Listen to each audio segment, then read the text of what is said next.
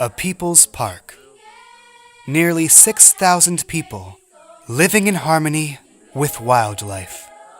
Virtually unheard of in the world, but to the people here, this is nothing new. The Khoisan people have lived in harmony with elephants and lions for as long as the bush has been their supermarket. A symbiotic relationship of sorts. One that has sustained all livelihoods. Long time ago, there were two fires in evening time. There were women fire and men's fire. Women fire where the women teach their daughters. Then men's fire where the men teach their sons. So it was our schools, that one. So these two schools, meaning that they teach them, then they go with them to practice, to do that, so that the young ones must see how to do it.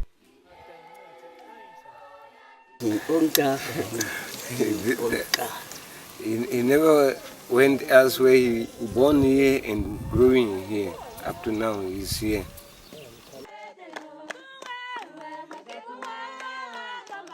This is a culture of rich traditional knowledge. For generations, they have walked into the bush, hunting and gathering to find food. Yet today, the Khoi people of Bwabwada National Park are not food secure. With the status of national park, conservation becomes the main focus. Conservation of the flora and fauna. The same flora and fauna that have been used to sustain the lives of Khoi people since the beginning of time. I think this comes of an old conservative approach to conservation, where people are more seen as the threat and not the solution. They tell us we cannot go hunting and we cannot go buy the food to the shops. We don't have money. The Khoi people in Bwabwada are not alone in their struggle to attain sufficient food security. The whole of Namibia has been battling issues of food insecurity. 32% of Namibians are food insecure, but they are working hard to find solutions and persevere with the challenges.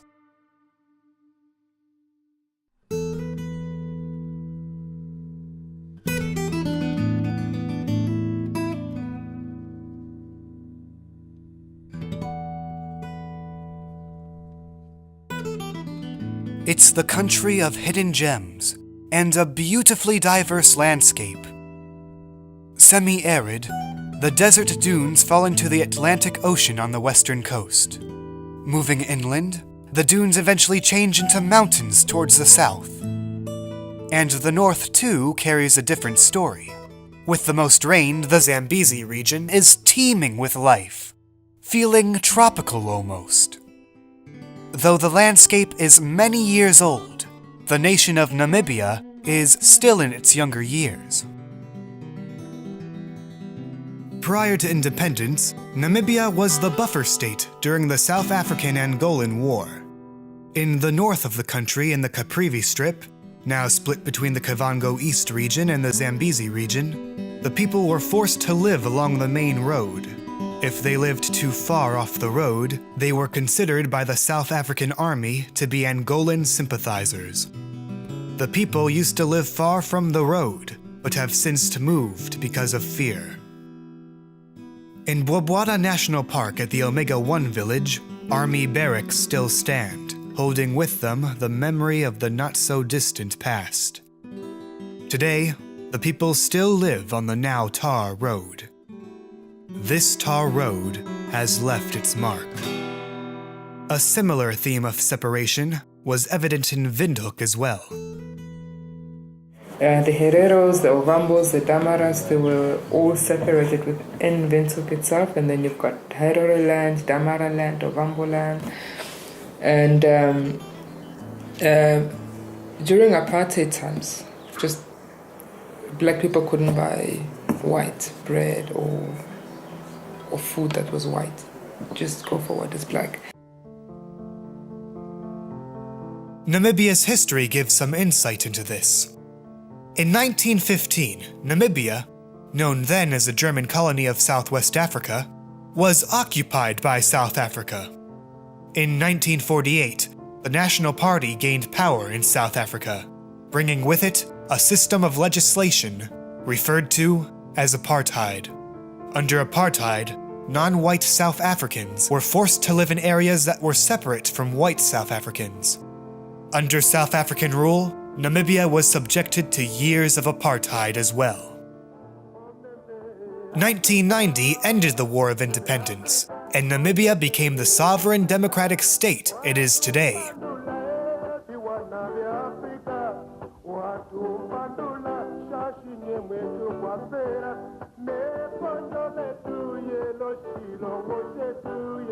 Since then, the nation has nearly doubled in population, now home to just over 2.5 million people, dispersed throughout a country about twice the size of the state of California. Though Namibia is progressing forward, physical reminders from the past are still present. One such example is the veterinary cordon fence. So during the apartheid system, something called the veterinary cordon fence, the VCF, was established, and it basically is a perimeter which goes across the border from the ocean all the way to the border with Botswana. And for farmers in the north, where different farming practices, particularly livestock, were observed, the fence was established. We have got what we call a land line. It's a line which crossed somewhere here. And what happens is this red line, it's demarcated, or it's separated the commercial setup. The whole area at the north, it's considered to be communal area. The farmers at this area, they don't have ownership of the land. The land belongs to the state. Here is where you find mostly commercial areas. So the commercial farms, you find them mostly this side, and it's a combination of game ranching and farmers who grow mostly maize. This is the area where you find a lot of rainfalls, because most farmers, they depend on rainfall.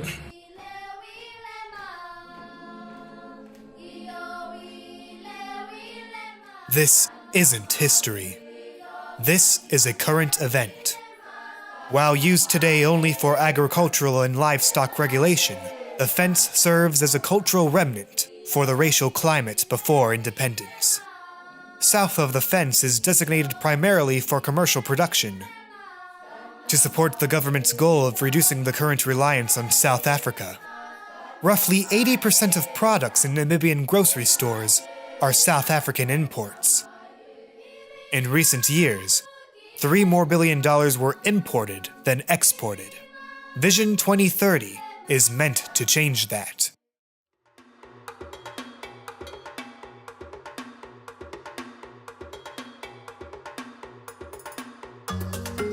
After persevering through a 23-year war, Namibia is in its 27th year as an independent nation. It's 27 years old, and it's one of the most rapidly developing nations in Africa. To keep the country on track, the newly formed democratic government, in its brainstorming stage, has implemented its hopes in Vision 2030. Vision 2030 is an intentional, very smart development strategy which is proposed by the SWAPO government, and it addresses developmental challenges across the board: healthcare, agriculture, engineering, maritime, fisheries, education, that sort of thing. And it sets targets. And when you set targets, it's a lot easier to start to develop the underpinnings to achieve those targets and to place strategies or to put strategies in place and to begin to execute those strategies, then to monitor them and to see what the results are. Vision 2030 is a national initiative, but it can only be accomplished if a local catalyst can foster its goals. Windhoek might be the home of progressive ministries, international organizations, and the president, but it has to also be the home of local initiatives. So many of these grassroots organizations start locally to combat a component of the overall food security situation. Drought may be the surface issue, but there are a number of underlying issues that stem from it. Anybody who works in the field of food security in the country. And I think it's a general problem in government that there's not much monitoring going on of what is actually achieved within any department. So people get paid a salary, but they might just be sitting there day in, day out and not doing anything. And I think it's kind of the same situation out in the field. Very little money is actually getting down to the people who are practically implementing their ideas or other people's ideas or whatever. Stefan is one of a group of 4 who have started the Ilulo Permaculture Initiative, a non-profit working on food security and climate change mitigation projects. Ilulo uses methods of permaculture, which is an agricultural approach that aims to work with rather than against nature. When practiced, it can be mutually beneficial for humans and the environment. The Ilulo Permaculture Initiative is currently working with the Van Ryn School in Windhoek, preparing the next generation for the ever-present conditions. Yeah, I've kind of lost hope in trying to convince people my age or older. And we've been doing it for a long time, and I kind of feel like it's just not making any difference. And with the kids, it seems to be a bit easier.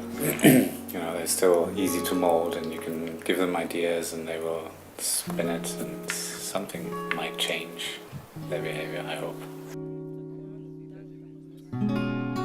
Because my generation is too old. They are set on their goals, and it's either they want to make money and that's it, want to be millionaires, knowledge cutties, and I guess that's just the same in the US as well. Everybody just wants to become a millionaire, not realizing that we are also millionaires. We have a garden.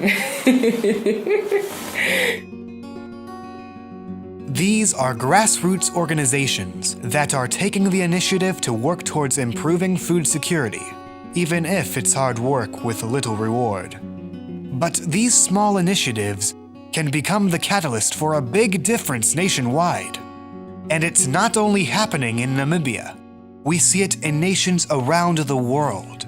And these programs, they weren't in place at independence. So this is evidence of a deliberate, intentional policy by the SWAPO government to increase food security. Think of it like this. Namibia is a new country that has more ground to make up because of colonialism and, well, time. It's a growing country, but patient. And along with this growth, Namibia has to deal with the challenges brought on by global climate change. Namibia is not food insecure because it's an African country, struggling to make ends meet. Namibia has an issue of food security because it has to deal with what the rest of the world is dealing with, but at a younger age. It's still developing, still brainstorming ideas, and coming up with new solutions. Sometimes you need to find a short-term solution to eventually get to, ideally, to that long-term goal. But in general, we try to remind ourselves to look more at the bigger picture and the long-term goals and see how we can maneuver there. Yeah. And that's not just management of natural resources, but it leads towards healthcare, it leads towards education, it leads towards development. Setting your own, as a community, your own development goals in line with national development goals?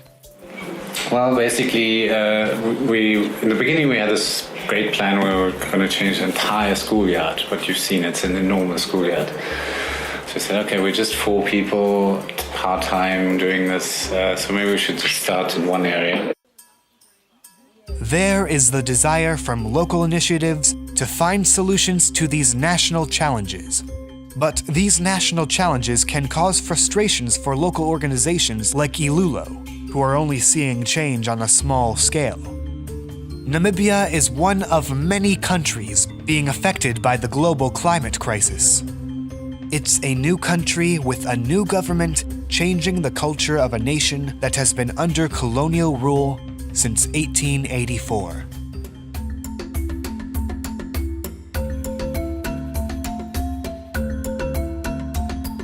As with any nation in its younger years, Namibia is still establishing its infrastructure, and while doing so, is also battling the effects of a lengthy drought and climate change. Namibia has experienced cycles of drought for many years. El Niño, a climate phenomenon characterized by changing ocean temperatures, brings on these cycles.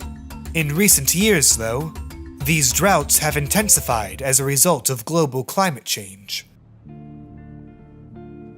And Namibia imports every single thing. And that's not necessary, you know? By importing more food, you're just making someone else rich, you know? And so why don't you just save that money, use it for something else, and grow your own?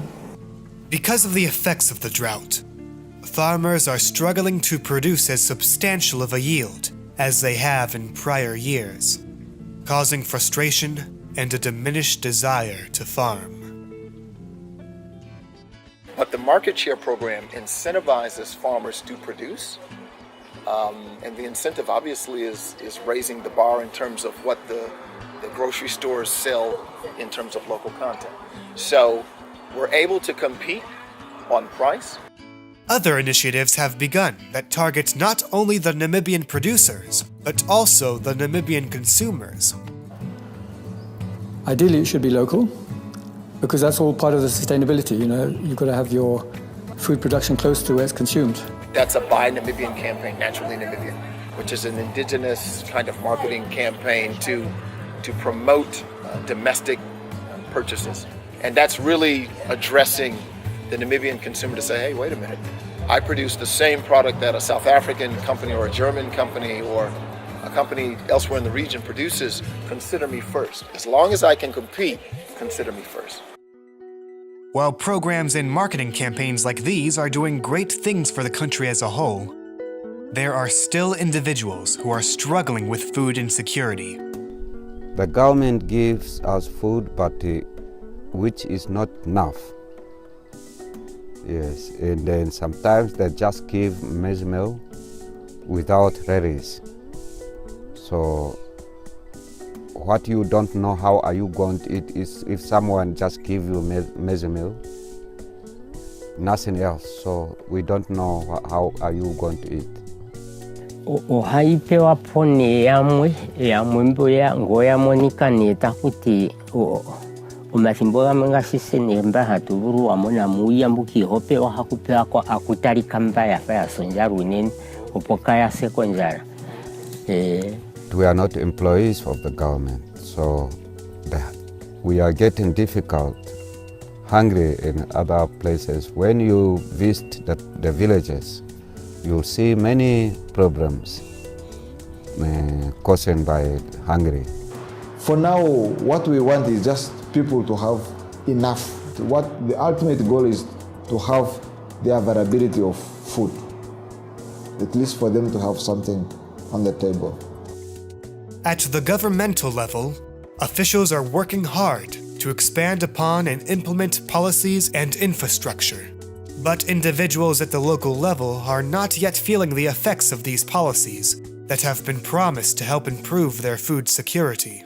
There's many government policies that look good on paper, but in terms of implementation, they're weak. Plus, there are some contradictions as well. So it depends also how strong different ministries or departments are as to how well messages are being delivered. And again, there's so many messages being delivered without substance behind them. It's as though people are being told things, but they're being told by people who themselves are not setting those same examples, so it's not very effective. I think our Namibian government is, most of the time, quite seriously wanting a participative, open dialogue. I believe our Namibian government has far-sighted legislation and policy, which is exciting. Some of our policy and legislation allow really far-sighted approaches, strategies of upliftment and well-being. I think the challenge is the implementation thereof, and I think the further challenge would be the fair engagement and fair, inclusive dialogue of what is important or not in either development or conservation approaches. While dialogue furthers the hopes and ideas of improved food security, the actual implementation of policies is what makes the greatest impact. One such example can be seen through government-oriented farms called green schemes. AMTA, Namibia's agro-marketing and trade agency, has created these farms with the goal of providing seeds and food to the people.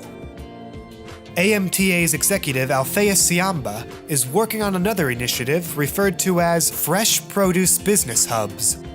These hubs aim to give Namibian producers a platform to market and sell their crops, as well as providing farmers with opportunities for the sharing of skills and knowledge. It's the naturally Namibian approach of buy Namibian and sell Namibian. Where are these programs? Mostly in the north. They're above that veterinary fence. But why? Though most of the country is in aridity, the northeast, previously referred to as the Caprivi region, now known as the Zambezi region, gets more rain than any other part of the country. There are even some places that haven't seen a drop of rain in months, if not years. The capital city of Windhoek receives somewhere around 300 millimeters of rain in an average year, whereas the Zambezi region typically gets well over 600 millimeters. There's a big variation that in most cases the three regions, especially Kavango East and Zambezi,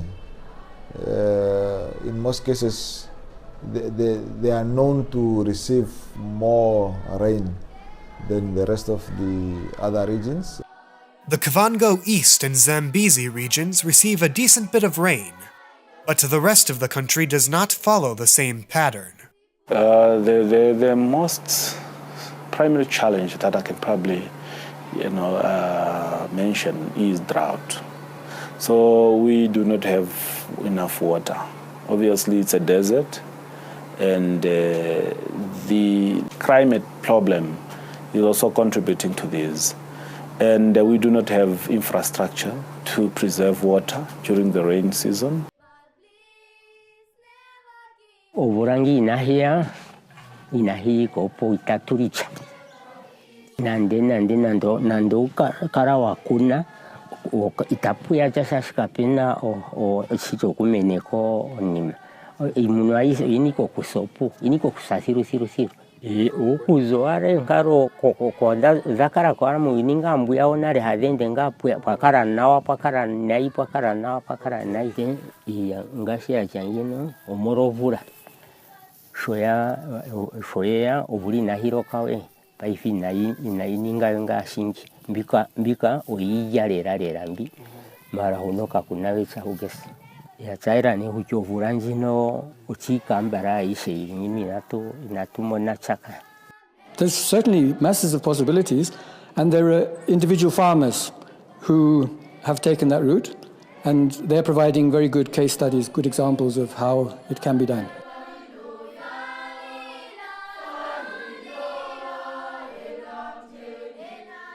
Bwabwata National Park in the north, split between the Kavango East and Zambezi regions, has developed its own ideas to improve food security for the people that live within the park. I would like the park to be everyone to recognize that it's Kwe territory, it's our land. I would like also the park to listen to our concerns. Then also I would like the people or the ministries or the NGOs surrounding us to invite or to work with us or with our representatives, so that we must have people when they are making decisions, we must be there to listen what decisions are they taking, or to have opportunity to tell them, no, we don't want like that. We want our land or our area to be like this.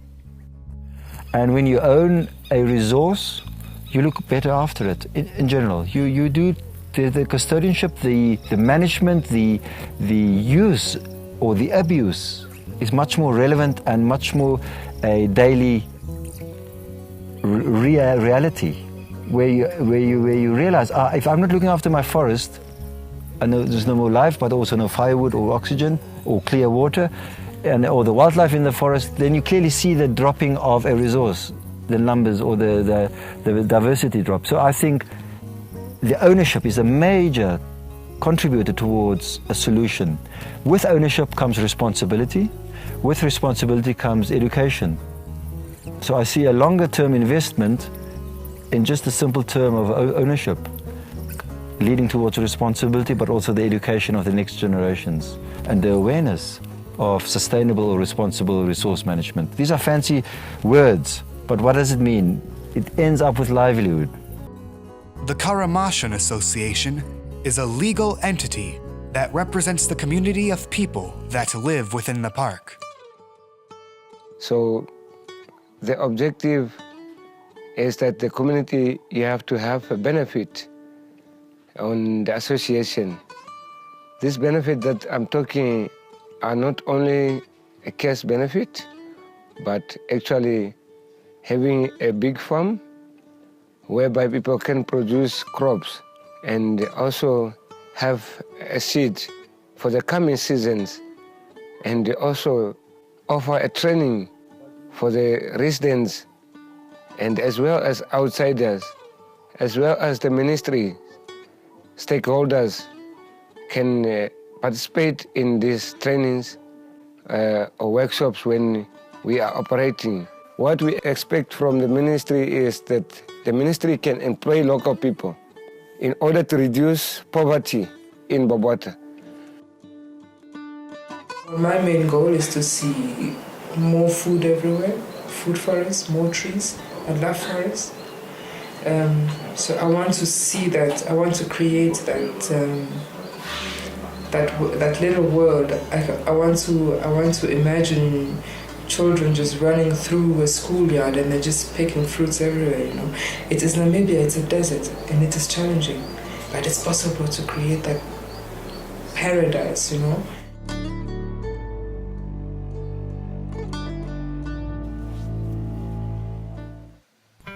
When I was a boy, I couldn't get hungry like today. So my father were hunting and my mother were gathering. So it's very different to today if you compare to these days. But in terms of food security and quality of food, the traditional methods have got a lot going for them. They're pretty time-consuming, you know, the food preparation, but it's delivering a good product that has sustained people in past decades very well. But today, the Kwe people are no longer allowed to hunt or gather. Like many other Namibians, they are dealing with food insecurity, but not because of a lack of food. For the Kwe, it is because of conservation laws within the national park. We just say to other tribe and then try to do. They are not teaching us, but because of hungry, we are trying to do. We are just trying. First of all, a real thirst to learn. The people here, they want the knowledge and they really want to learn and they really want to share their culture with others. They're so excited about sharing their culture with foreign visitors and they're so proud to be Kwe. And that's what I get front and foremost, is this pride of their culture, pride of their way of life. And I believe definitely there will be a good chance to enhance the relationship between the institutions and the community to improve on the agricultural activities. We are not plowers. We don't know how to plow. That is not our culture also to plow. As everyone knows that the Kwe or hunt and gatherers. We survive it in the bush, hunted, gathered and survive it. It is very new for us to start. We are learning how to plow. I think we can help show that things are possible, that we can grow our own food in this country, even though it's not the norm, and that it's, apparently, obviously, there are some challenges. That's okay. If you're growing a field of mahangu, your own tomatoes, you are seen as a peasant, So there is no value in it anymore. And it is because of the past, I say. Because if you ask someone to grow food in the backyard here in the ghetto, you can see that they're struggling. And tomato costs about $2, $3 maybe, Namibian dollars. You get the seeds, you propagate them, then you get a bush of tomatoes that you can sell yourself. They don't see it like that, It's like, why should I grow food? I am living in the city now. That's only for peasants. Peasants in the north or farmers in the north, they grow the food. We don't. We are here to work, make money, and send it home. So it has to do with values as well, I guess. So I've seen a lot of, or a rich scientific approach to a lot of local solutions. So how can one further this beyond just one community or one ethnic group that speaks one language? How can one promote this nationally? There are a multitude of solutions to improving food security in Namibia. As a new nation, though, the implementation and utilization of these solutions on a greater scale is still a work in progress. I really would see some of the local knowledge, the indigenous knowledge in this community benefit people beyond the boundaries of the park. In the region, but also as a nation, as a Namibian nation. Knowledge is not just in a book. Knowledge is not just in a YouTube video. Knowledge is not just written up or recorded. Knowledge is also in a person that maybe has not shared it. A walking library, an elder. It's the food for other people. So I was thinking that the farm, the government could leave the farm to the community, so that in KA's hand, that KA must operate that so that the people must survive in that farm. Because if KA is operating in the farm, KA could see around the villages how hungry is the people and help them with the food. It depends how they produce it in the farm. If it is too much, they could give to the community and also sell other product to other people, because the drought is around Namibia. And then if the place has been given to the KA, to us also opportunity for the community to have some jobs. They have a saying here that we've got PhDs from our university and they have PhDs in the bush. And they are the scientists. They know everything about the plants, the animals, about the medicine, about when you can eat, what you can eat, about hunting, about community, about storytelling. Which will, at the end of the day, will improve food security. Because we want farmers, people at the grassroots, to be food secured. And how do you secure them? So it's only if they have a better yield that we can be able to improve their livelihood. I can tell you it requires a lot of investment, in terms of skills, in terms of infrastructures, and in terms of the thinking, everything has to shift. So we are doing quite very well, looking at where we are coming from and where we are at the moment. I would define success as upliftment of people, of individuals having a better life, however you want to define a better life. Better life is not necessarily a school completion or a job earning a few dollars. Better life is a freedom to practice your values, to speak your language, to move around in a territory, to have ownership of natural resources. And I don't see why we cannot now start thinking differently, utilizing all this platform and really making sure that we are also sharing with the rest of the people in the region, not only in the country. Yeah, so I want to sum it up. I want to get this together because it's been out there. It's all out there. I want to get it together. Is it rolling? Is it rolling? Yeah. Oh, cool. It doesn't matter.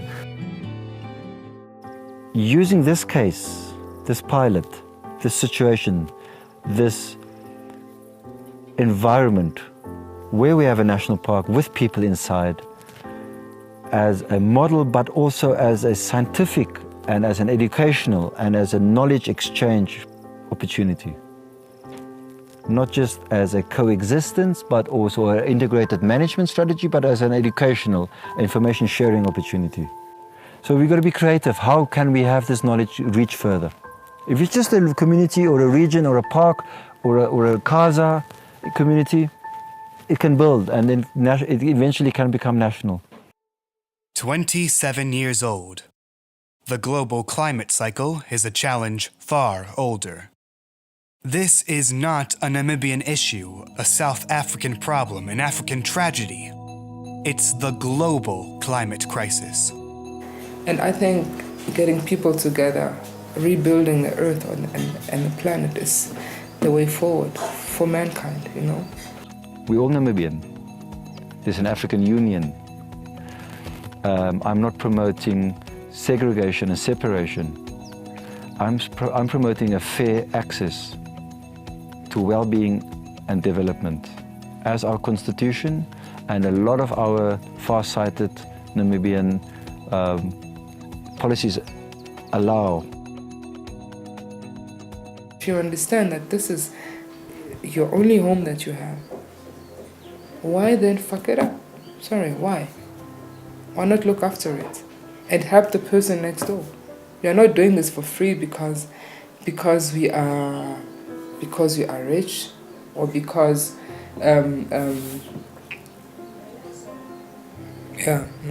no, we are doing it because we believe in change. And also because this is the only way of showing people of what is really possible. We are not rich. We don't have millions. But we've got big hearts, and that is what matters.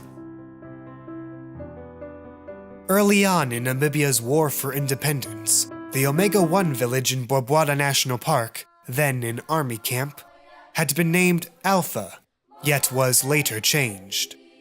Alpha and Omega, known in the Greek alphabet as the beginning and the end.